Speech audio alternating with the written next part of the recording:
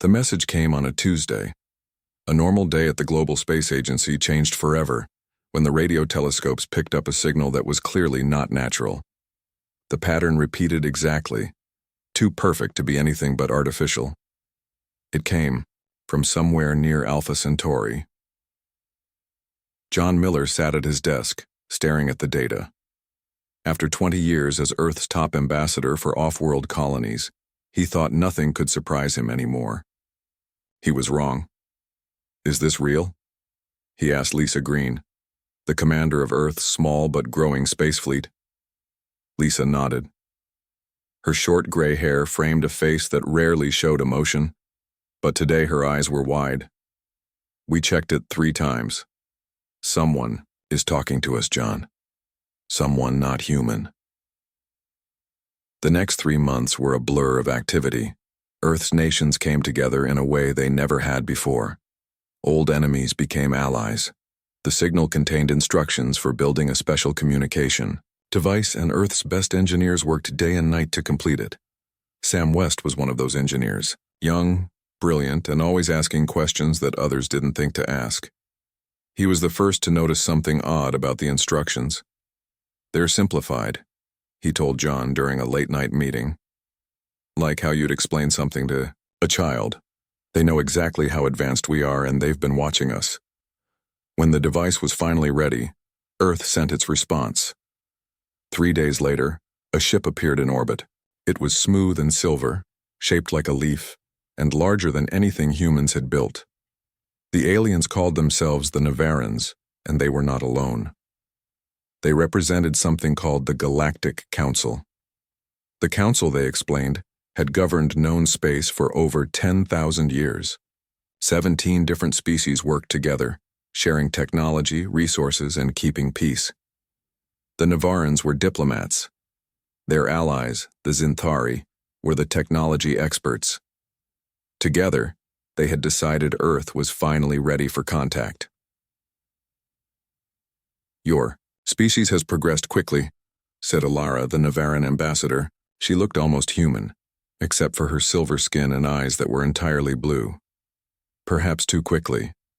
But the Council has voted to offer you membership.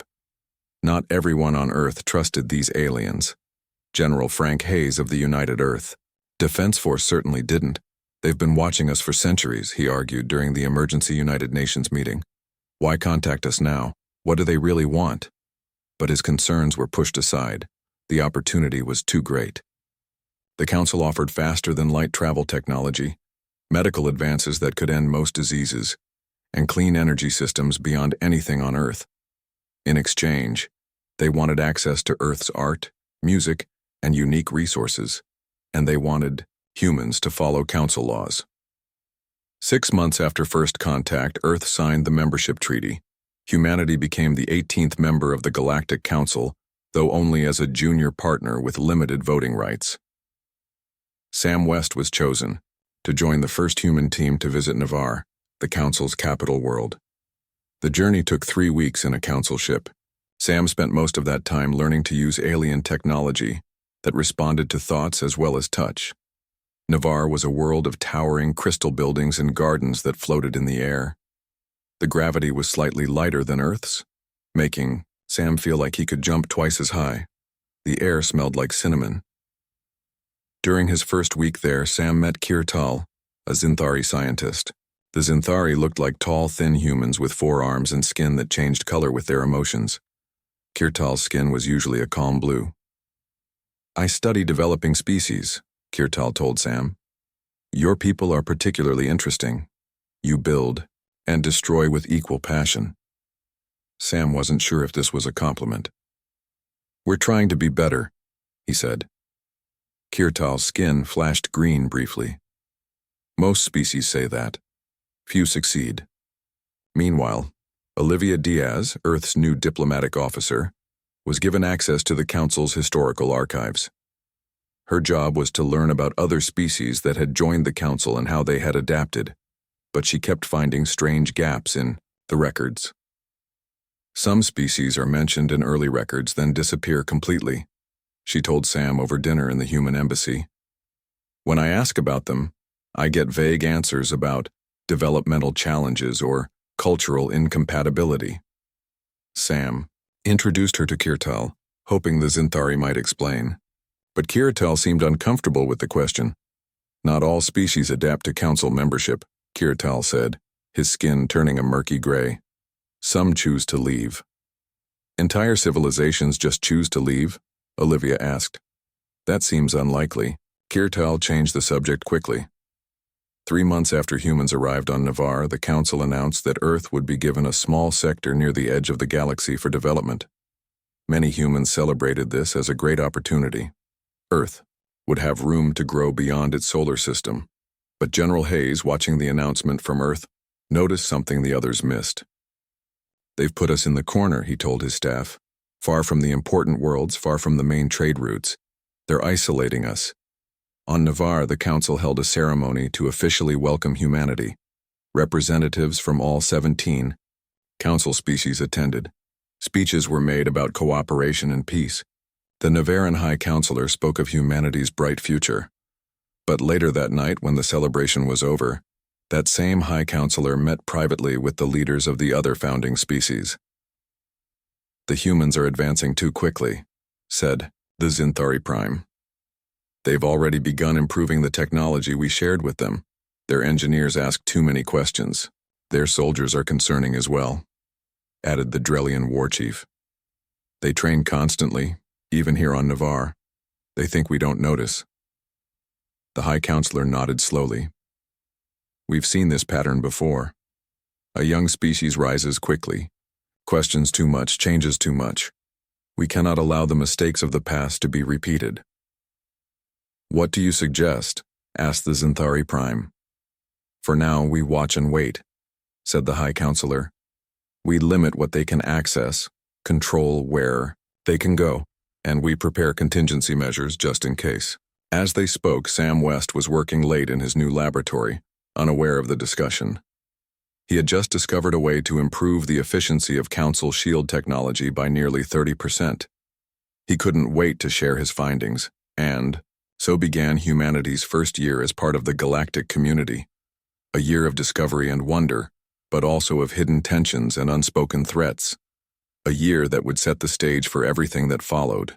5 years passed since Earth joined the Galactic Council. Humans had spread to 12 new worlds within their allowed sector. Ships moved between stars, carrying people and goods.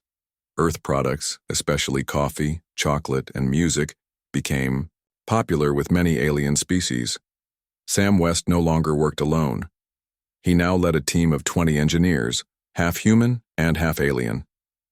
His lab on Navarre had grown, and his improvements to Council shield technology had earned him respect, even from those who once doubted humans. The efficiency readings are stable at 30% above standard, Sam told Kirtal, who now visited the lab often.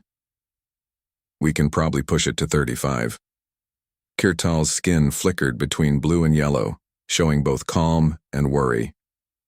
The Council is surprised by your progress. No other junior species has improved our core technology this quickly, Sam smiled. Is that a compliment or a warning? Kirtal didn't answer directly. Be careful, Sam. Not everyone welcomes such rapid change. Sam had noticed things changing. At first, Council ships visited human worlds often. Council teachers came to share knowledge, but lately these visits happened less. When humans asked to learn certain technologies, they were told, not yet, or that requires special permission. Olivia Diaz noticed it too. Now a senior diplomat, she had spent years building relationships with other species. But recently, meetings were canceled. Messages went unanswered. They're pulling back, she told Sam during a secure call. Something has changed in how they see us. Olivia had made a friend in the Council archives, a human named Ryan Carter. Ryan had been granted special access to historical records that most humans couldn't see. Together, they had been tracking the stories of other species that had joined the Council and then disappeared. We found something, Ryan told her one night, his voice low even though they were alone. 3 species in the last 1,000 years grew quickly, like us. All three vanished from council space within 50 years of joining. Vanished how? Olivia asked. The records are locked behind security I can't break, said Ryan. But I found references to something called containment protocols in all three cases. Their research was cut short when Ryan tried to access more files and found his permissions revoked. The next day, he was reassigned to a distant outpost far from the main archives. Meanwhile, on the edge of human space, trouble was brewing. The Drax Empire, a species not part of the Council, attacked a human mining colony on the small moon of Vega 6. Frank Hayes, now a general with gray in his beard, led the defense force. Earth asked the Council for help, following proper protocols. The Council promised to send ships, but days passed with no sign of them. We can't wait any longer, General Hayes told his captains. Our people are dying down there. The human ships were newer models, built with a mix of Earth and Council technology, but humans had made their own changes, improvements the Council didn't know about. They moved faster, hit harder. The battle lasted 6 hours. When it ended, the Drax ships were retreating, and the human fleet had suffered only minor damage. The mining colony was safe. When Council ships finally arrived 2 days later, they seemed more interested in examining the human vessels than in helping the injured colonists. Your ships performed unexpectedly well, said the Navaran commander. The Council will want a full report on the modifications you've made. General Hayes provided only basic information. Standard upgrades, he said. Nothing special. Back on Navarre, news of the human victory caused concern. The High Counselor called an emergency meeting with only the oldest Council species attending. No humans were invited. They defeated a Drax attack force without our help, said the Zinthari Prime. Their ships show capabilities beyond what we've shared with them. This was always the risk, said the High Counselor. They learn too quickly. They adapt too well. The Containment Committee must be activated. Unknown to them, Kirtal had learned of this secret meeting. His position in the Science Division gave him access to many Council communications. When he saw the words Containment Committee and Human Problem in the same message, he remembered his conversations with Sam about the missing species. That night, Kirtal met Sam at a quiet garden far from the main Council buildings. You are in danger, Kirtal said, his skin a deep purple with fear. Not just you, all humans. Some in the Council see your kind as a threat that must be controlled. Controlled how? Sam asked. I don't know details, but the last species they contained was the Tellarites. They were brilliant builders like humans. Now they live on a single world with no ships, no advanced technology. The Council took it all away. Sam's face went pale. Why are you telling me this? Isn't this treason against your people? Kirtal's skin shifted to a calm blue. The Council was formed to help species grow together. What they plan goes against everything I believe. You are my friend, Sam. I cannot. Stay silent. The next day, Earth's ambassador demanded answers about why Council help had been so late in the Drax attack. The meeting did not go well. The Council has many responsibilities, said the Navaran diplomat smoothly. We cannot always respond as quickly as we would like. Perhaps if humans had followed Council guidelines more closely, the Drax would not have seen you as a target. Are you saying this is our fault? Asked the ambassador. I am saying that young species often make mistakes from which the Council must protect them, replied the Navaran. Your rapid expansion and technology development has not gone unnoticed. Perhaps it is time to slow down for your own safety. That night, Sam, Olivia, and General Hayes spoke through a secure channel that Earth scientists had developed, one they believed the Council couldn't monitor. Kirtal's warning matches what Ryan and I found in the archives, said Olivia. They've done this before to species that grew too quickly. The question is, said General Hayes, what are we going to do about it? We prepare, Sam said simply. We share this information with Earth and all our colonies, and we start getting ready for whatever they're planning. As they spoke, on the Council's central world, the Containment Committee finished its first meeting. Their plan was ready. First, isolate the humans diplomatically, then restrict their technology access, and finally, if necessary, deploy the suppression field that had worked on the Tellarites and others before them. "How soon can we be ready?" asked the High Counselor. "The preparations will take time," said the Zinthari Prime. "1 year, perhaps 2. The humans must not suspect what is coming."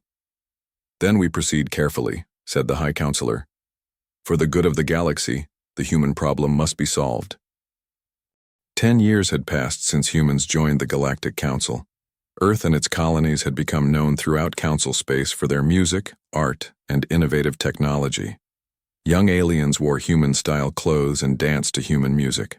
Some even visited Earth as tourists, eager to see the homeworld of this strange new species. But behind closed doors, the Council's plans moved forward.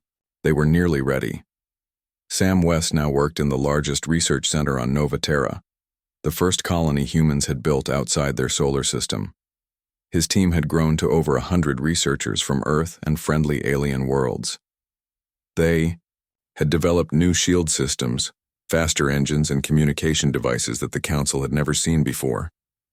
"We need to test the new comm system today," Sam told his assistant. "Let's make sure it works across all our worlds." What Sam didn't say out loud was that this system didn't use Council relay stations. It was completely independent, a network only humans could access. On Navarre, Olivia Diaz prepared for a major celebration. It was the 10th anniversary of Earth joining the Council. Representatives from all human colonies would attend, along with Council officials and diplomats from many worlds.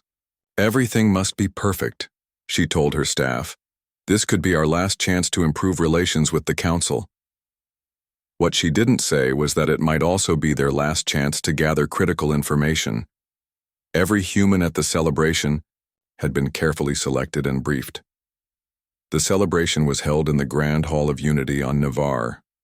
Lights of all colors filled the massive space. Music from a dozen worlds played while servers carried strange foods and drinks. The Navarran High Counselor gave a speech about cooperation and growth. He praised humans for their unique contributions to galactic culture. Olivia smiled and nodded, but she watched the Council members carefully. She noticed how they clustered together, speaking quietly when they thought no humans were near.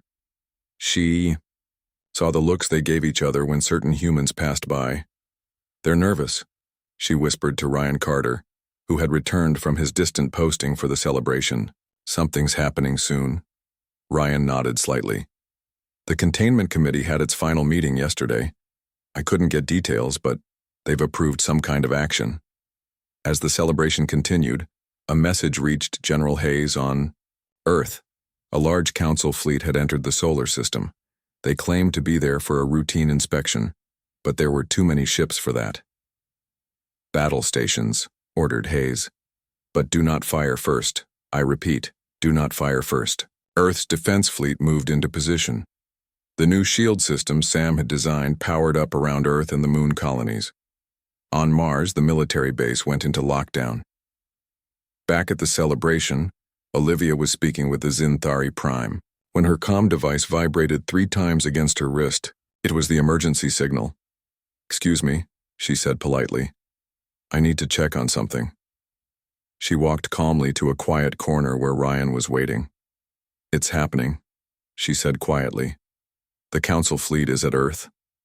We need to get out of here," Ryan said. "They'll detain all humans once they start their operation."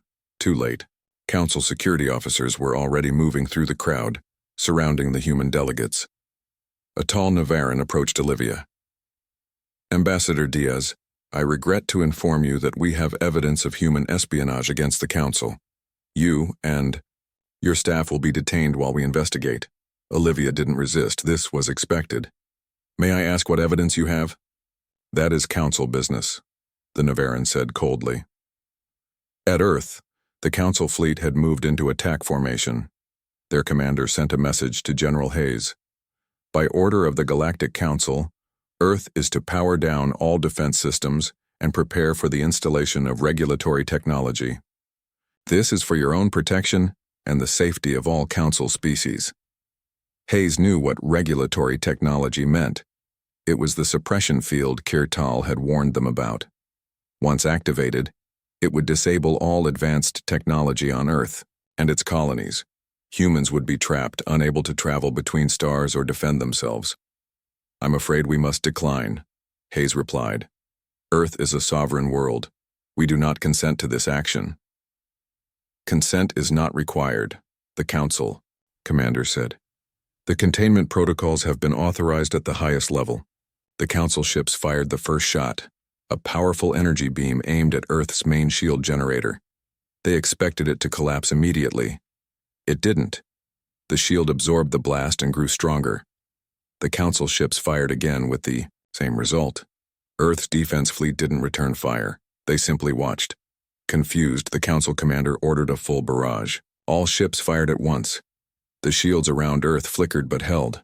"Impossible," the commander said. "Their technology isn't advanced enough for this." Then Earth's defense fleet moved, not to attack, but to surround their world in a protective formation. New shields appeared, layering over the first. On Nova Terra, Sam received word of the attack. He activated the emergency system they had prepared for years. "Operation Silence is now active," he announced to his team. "Send the signal to all colonies and ships." Throughout human space, the message spread. On every colony world and every human ship, people moved with calm purpose.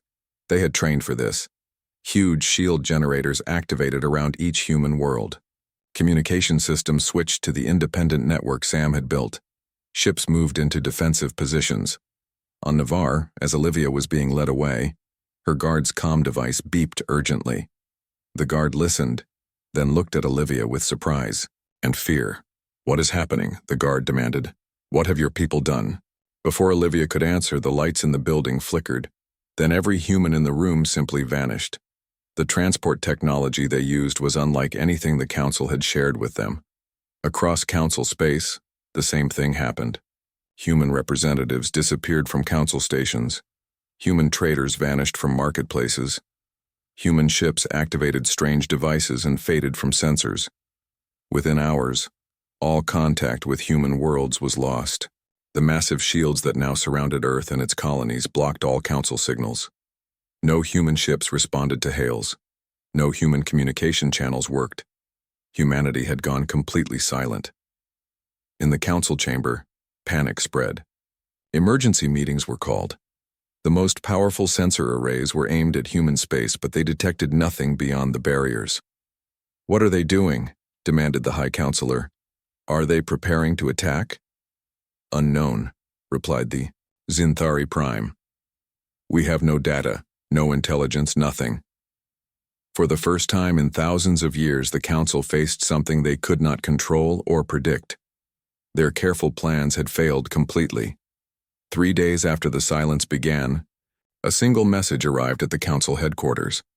It was audio only, in a clear human voice. "We trusted you, we joined in good faith. You have made your choice and now we will make ours. Do not attempt to breach our space." That was all. No threats, no demands, just silence. And for the first time in their long history, the mighty Galactic Council felt something new. Dread. 3 years passed since humanity went silent. The Galactic Council was no longer the stable power it once was. Member species argued constantly. Some blamed the hardliners for pushing humans too far. Others wanted to build a bigger fleet and force their way into human space. The shields around human worlds remained up. No signals got in or out. Council scout ships that went too close disappeared without a trace. Another patrol missing near the Nova Terra boundary, reported a Navaran officer to the High Council. That makes 7 this month. "Are the humans destroying our ships?" asked one council member. "We don't know," the officer admitted. "They simply vanish from our sensors." The Drax Empire, seeing the Council's weakness, had grown bolder. They attacked outer worlds, stealing resources and taking prisoners. The Council fleet was spread too thin to stop them. During an attack on Velos 3, a peaceful farming world, something unexpected happened. As Drax ships bombed the main settlement, a fleet of ships appeared suddenly in the system. They were like nothing the Council had ever seen. Smooth black hulls with no visible engines, no energy signatures that sensors could detect. The ships moved quickly, surrounding the Drax attackers. They fired strange weapons that didn't destroy the Drax ships but shut down all their systems. Within minutes, the attack was over. The Drax fleet hung powerless in space. A message went out to both the stranded Drax and the watching Council ships. The people of Velos 3 are under our protection now.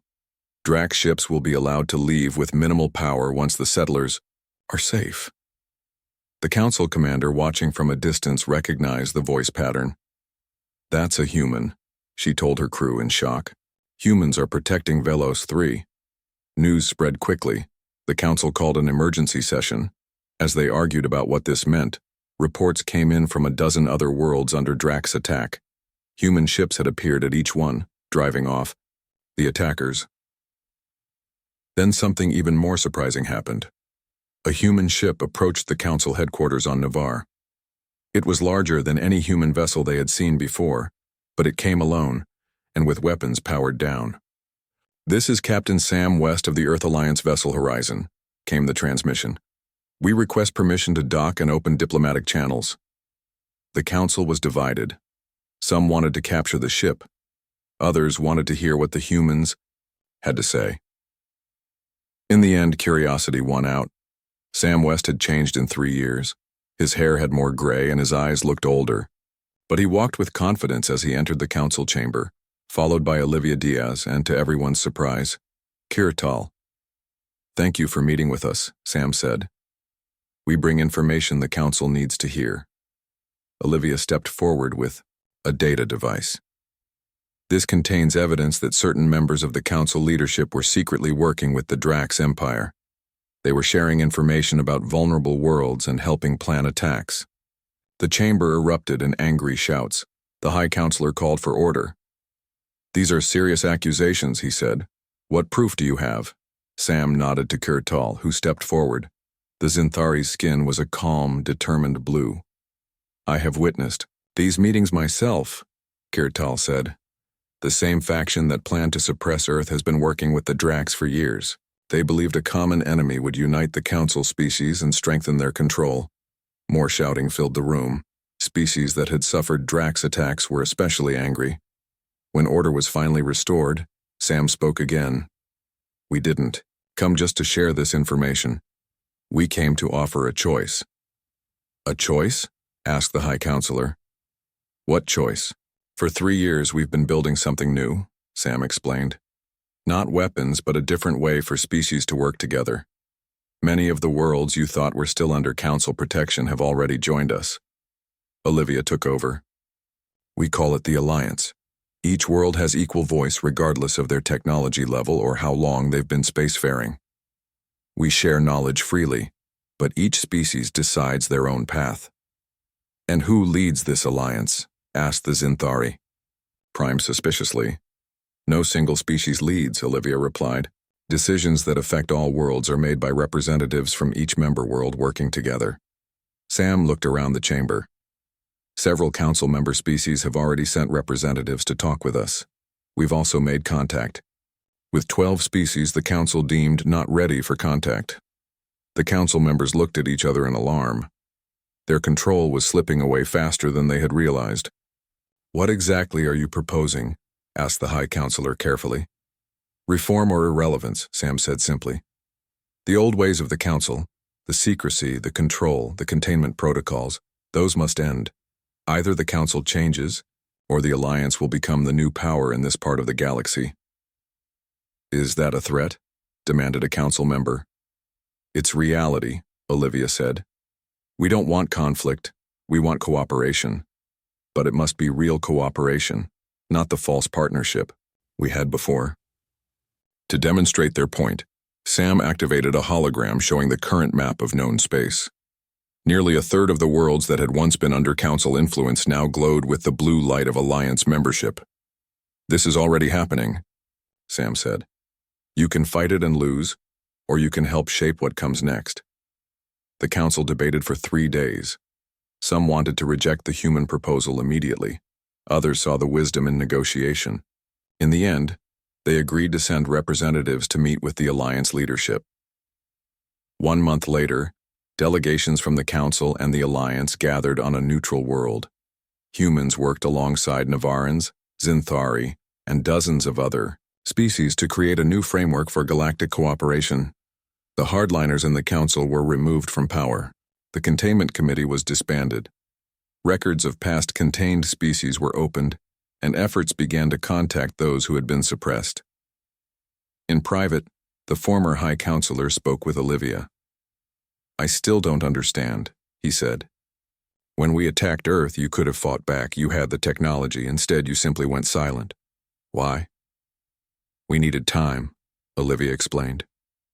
"Not to build weapons, but to build trust with other species, to show them there was another way." And the silence? What purpose did that serve? Olivia smiled slightly. "It made you afraid. For the first time, you faced something you couldn't control or predict. That fear opened minds that would never have listened otherwise." On the last day of the conference, Sam stood with Kirtal, watching representatives from 50 worlds sign the new galactic charter. "Was it worth it?" Kirtal asked. 3 years of isolation?" Sam nodded. "Sometimes you have to step back to move forward." The silence taught both sides something important. It taught us we could stand alone if necessary. And it taught the council that controlling others isn't the same as leading them. The signing ceremony ended with cheers and celebration. A new era had begun. One built on respect rather than fear, on cooperation rather than control, and all because, for a brief time, humanity went silent, and the mighty Galactic Council finally understood what it meant to feel dread. 10 years had passed since the signing of the new Galactic Charter. The Alliance had grown to include over 100 worlds. The old Council still existed, but it was smaller now, and it worked alongside the Alliance, rather than ruling over everyone. Sam West stood on the observation deck of the station called Unity. The huge space station orbited a star at the center point between former Council space and what had once been called human space. From here, ships came and went to all parts of the galaxy. Sam's hair was fully gray now. He had spent the last decade helping build the technology that connected Alliance worlds. Now he was ready to step back and let younger minds take over. "Quite a view, isn't it?" asked a familiar voice. Sam turned to see Kirtal. The Zinthari scientist looked much the same as he had years ago. His species aged more slowly than humans. His skin was a peaceful blue. "I never get tired of it," Sam agreed. 100 different ship designs from 100 different worlds, all coming together in one place. Below them, the main docking area was busy with activity. There were sleek Navaran ships, boxy Zinthari science vessels, and the smooth black ships of Earth. But there were also ships from species that had been unknown 10 years ago, newly discovered worlds joining the galactic community. "The exchange program has been a huge success," Kirtal said. "We have students from 50 worlds studying together at the new academy." The academy was Olivia's project, a place where young people from all species could learn together, sharing knowledge and building friendships that would last lifetimes. "How are the Tellarites doing?" Sam asked. The Tellarites were one of the species the old council had contained centuries ago. When the records were opened, the Alliance had found their world and helped them rebuild their technology. "Very well," Kirtal said. "They've already caught up on most of the technology they lost. Their ship designs are quite impressive." "And the Drax?" The Drax Empire had collapsed after its alliance with corrupt council members was exposed. Many Drax worlds had descended into civil war. "Still struggling," Kirtal admitted. "But the relief efforts are helping. 3 Drax worlds have applied for Alliance membership this year." They walked together through the station toward the meeting hall. Today was an important day. The first official gathering of the Galactic Exploration Initiative was about to begin. The idea was simple but powerful. Ships from all Alliance and Council worlds would work together to explore the unknown parts of the galaxy. There were still vast regions no one had visited, stars no one had seen up close. The meeting hall was large, with seats for representatives from every world. At the front was a stage where speakers would present the plans for the first joint mission. Sam took his seat next to Olivia. She had aged well, her dark hair now streaked with silver, her eyes still sharp. She had become one of the Alliance's most respected leaders. "Nervous?" she asked Sam. "A little," he admitted. "I still can't believe they want me to lead the first mission." Who better, Olivia said. You're respected by everyone. The council species trust you and you have the scientific knowledge for the job. The hall filled quickly. Species of all shapes and sizes took their places. Some needed special seats for their unusual bodies. Others required different air mixtures, delivered through masks, but all were equal here. The current Alliance chairperson, a tall being from a water world, called a quarry, opened the meeting. Today we begin a new chapter in our shared history, she said. For too long our different species looked at the stars with suspicion, worried about what threats might come from them. Now we look at them with wonder, eager to discover what new knowledge awaits us. She introduced the former High Counselor of the old Galactic Council, now serving as a regular representative. He walked slowly to the stage, showing his age. I have lived long enough to see great change, he said. My first years on the council were spent learning the old ways, the careful control of knowledge, the containment of species deemed too dangerous or too different. I believed in those ways once. He paused, looking around the room. I was wrong. The last 10 years have taught all of us that true strength comes not from control, but from cooperation. Not from fear, but from trust. He gestured toward Sam and Olivia. These humans and their allies showed us a better path. When they went silent, we felt dread. But when they returned, they offered friendship instead of revenge. The room filled with the sounds of approval, different for each species but all positive. After the opening speeches, Sam took the stage to present the plans for the first exploration mission. The ship would carry crew members from 20 different worlds, traveling farther than anyone had gone before. We don't know what we'll find out there, Sam said. New worlds, perhaps. Maybe new civilizations. But whatever we discover, we'll face it together. Later at the reception, General Hayes, now retired but still standing straight and proud, spoke with Sam and Olivia. Did you ever imagine it would turn out this way? He asked them. When we activated Operation Silence, did you think it would lead to all this? Not exactly, Sam admitted. We hoped to protect Earth and our colonies. Building a new galactic order wasn't really the plan. Sometimes the best plans are the ones that evolve as you go, Olivia said. We knew the old system was broken. We just didn't know what would replace it until we started building it. As the night ended, Sam stood again at the observation window. A new ship was moving slowly away from the station. It was the explorer vessel Unity, named after the station. Its mission would last 5 years, visiting 100 star systems no one had explored before. The ship's design was unique, combining elements from a dozen different species' technologies. Its crew was just as diverse. They would face whatever was out there together. Sam thought back to that day, 13 years ago, when humanity went silent. The fear they had felt, the uncertainty of their plan. It had been a huge risk. Worth it, he said quietly to himself. It was all worth it. From threat to partner, from silence to collaboration, humanity had found its place in the galaxy, and the stars were waiting.